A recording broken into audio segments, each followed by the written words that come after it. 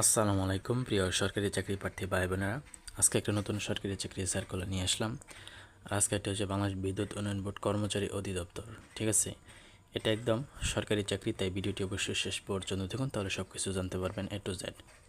আর আমি আমার চ্যানেলে সবসময় কোনো সময় বড় সার্কুলার প্রকাশ করি না এবং বিভিন্ন ধরনের আপডেট প্রদান করি, তাই সাবস্ক্রাইব করে রাখতে পারেন, বন্ধুদের মধ্যে শেয়ার করতে পারেন। ঠিক আছে, বাংলাদেশ বিদ্যুৎ উন্নয়ন কর্তৃপক্ষের অধীনে রাজ্য শাখাভুক্ত শিক্ষানবিশ SBA পদে জাতীয় বেতন স্কেল 2015 এর 15তম গ্রেড নিম্নবর্তী শর্তে অস্থায়ী ভিত্তিতে নিয়োগ ও অপেক্ষমান তালিকা তৈরির নিমিত্ত প্রকৃত বাংলাদেশি পুরুষ নাগরিক নিয়োগের অনলাইনে আবেদন গ্রহণ করা যাচ্ছে। অর্থাৎ বাংলাদেশের সকল নাগরিক কিন্তু আবেদন করতে পারবেন। পদের নাম শিক্ষানবিশ SBA, পদ সংখ্যা 587টি। শিক্ষাগত যোগ্যতা এইচএসসি বা সমান বিজ্ঞান বিভাগে। কোনো পরীক্ষায় দ্বিতীয় বা সমানের জিপিএ সিজিপিএ নিম্নে নয়। অনেকে আবার জানতে চান যে ভাই, দ্বিতীয় বিভাগ বলতে আসলে কী বোঝানো হয়েছে। জিপিএ 3 বা এর উপরে হলে সেটা হচ্ছে প্রথম বিভাগ, আর জিপিএ 2 বা 3 এর কম, ঠিক আছে, হলে দ্বিতীয় বিভাগ। এই জন্য বলছি দ্বিতীয় বিভাগে হবে না, 2 এর চেয়ে বেশি পেতে হবে আপনাকে। আচ্ছা, শারীরিক যোগ্যতা হচ্ছে অবশ্যই আপনাকে সুস্বাস্থ্যের অধিকারী হতে হবে, কঠোর পরিশ্রম সহ বৈদ্যুতিক খুঁটি স্থাপনে ওঠানামার সক্ষমতা থাকতে হবে, কাজের মাধ্যমে প্রশিক্ষণ আর আগ্রহ সক্ষমতা থাকতে হবে, বিদ্যুৎ কেন্দ্রের পরিচালনা বিভাগ বিদ্যুৎ উপকেন্দ্রের পালায় পর্বে কাজে আগ্রহী থাকতে হবে, শিক্ষা প্রতিষ্ঠানে বিএনসিসি স্কাউটিং শরীরচর্চা বিষয়ক ক্রিয়াকর্মে পারদর্শী প্রার্থীকে অগ্রাধিকার দেওয়া হবে। ঠিক আছে, তারপর শর্তাবলী দেওয়া আছে কিছু। নির্বাচিত প্রার্থীগণ 1 বছরের জন্য শিক্ষানবিশ SBA হিসেবে প্রশিক্ষণ অংশগ্রহণ করবেন। প্রশিক্ষণ চলাকালীন পরীক্ষার্থী হিসেবে তারা নির্ধারিত হারে প্রশিক্ষণ ভাতা পাবেন। 2 নম্বর, প্রশিক্ষণ সাফল্যজনকভাবে সমাপ্তির হার SBA পদ শূন্য থাকা সাপেক্ষে মেয়াদের ভিত্তিতে বিধি মোতাবেক উক্ত পদে নিয়োগ বিবেচনা করা হবে। পদ শূন্য না থাকলে প্রশিক্ষণের পর সনদপত্র প্রদানপূর্বক অব্যাহতি দেওয়া হবে। ভবিষ্যতে SBA পদ শূন্য হওয়া সাপেক্ষে মেয়াদ প্রচলিত বিধি অনুযায়ী পর্যায়ক্রমে নিয়োগ বিবেচিত হবে। ঠিক আছে, আর বয়সসীমা 18 থেকে 32 বছর।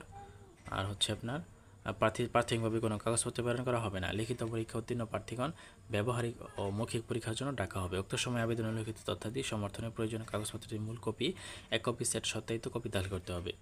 ঠিক আছে, তারপর আপনার লাগবে হচ্ছে, ঠিক আছে, এরপর লাগবে আপনার জাতীয়তা সনদ, ঠিক আছে, নাগরিকত্ব সনদ, এগুলো লাগবে আর কি। আচ্ছা, তারপরে হচ্ছে পদ কিন্তু সংখ্যা বৃদ্ধি বা হ্রাসও পেতে পারে, এটা বলে দিচ্ছে আর কি। আবেদনপত্র কীভাবে পূরণ করবেন, এই ওয়েবসাইটে কিন্তু আবেদনপত্র পূরণ করতে হবে, আবেদন করতে হবে আপনাকে। ঠিক আছে, আবেদন শুরু 23/8/2026, ঠিক আছে, 23/8/2026 এবং শেষ হবে, আচ্ছা ও 1 মিনিট, শুরু হচ্ছে 3/8/2026 অর্থাৎ 3 আগস্ট, আর শেষ হবে আপনার 23 আগস্ট। ঠিক আছে, আচ্ছা, 72 ঘন্টার মধ্যে আপনাকে ফি প্রদান করতে হবে। এরপরে ছবি আর স্বাক্ষর দিয়ে কিন্তু আবেদন করতে হবে। ঠিক আছে, তো এরপরে আছে SMS পারণ। ঠিক আছে, SMS প্রথম SMS কি দ্বিতীয় SMS কি বিস্তারিত দেওয়া আছে, তবে এখানে একটু করব।